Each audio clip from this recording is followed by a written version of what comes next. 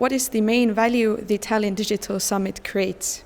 I think for people from all over the world who see Estonia as this center of digital innovation in governments, it's very exciting to come here, to see the lessons that are being learned here, the lessons that are being learned in other countries, to share experiences with other people in the private sector and the public sector who are interested in swapping these experiences and figuring out where the frontiers of innovation are. So it feels like just a great place for a community to come here and talk about the innovations in governance.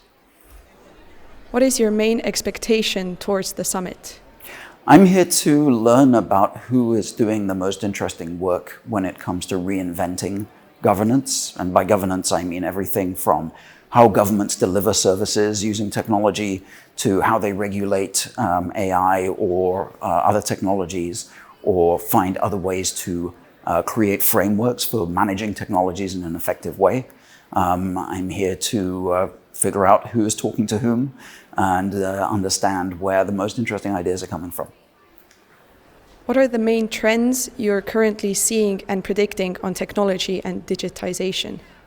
I'm paying attention to two things. One, of course, is AI. And I think what we're seeing is that after an initial rush of great excitement about generative AI and large language models and what they can do, people are now starting to get into the weeds and figure out where exactly they're useful and where they're not. And I think a lot of the hype will turn out to be just that, hype, but we're also starting to see now trends in the way that people are applying AI to very specific tasks. And so two trends specifically are fine-tuning AI models on specific data sets that makes them more accurate. So they're less general purpose, but they can be used more accurately for specific problems. And then the other trend is AI agents, which are forms of AI that interact with other AIs or with other databases.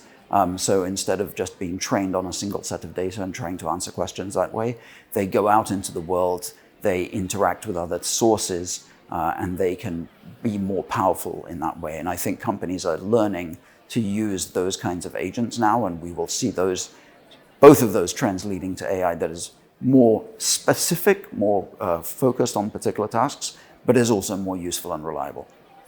That's as far as AI. The other trend that I'm seeing, which I'm paying a lot of attention to, is that I think it is becoming increasingly difficult for democratic institutions and governments to keep up with technological change.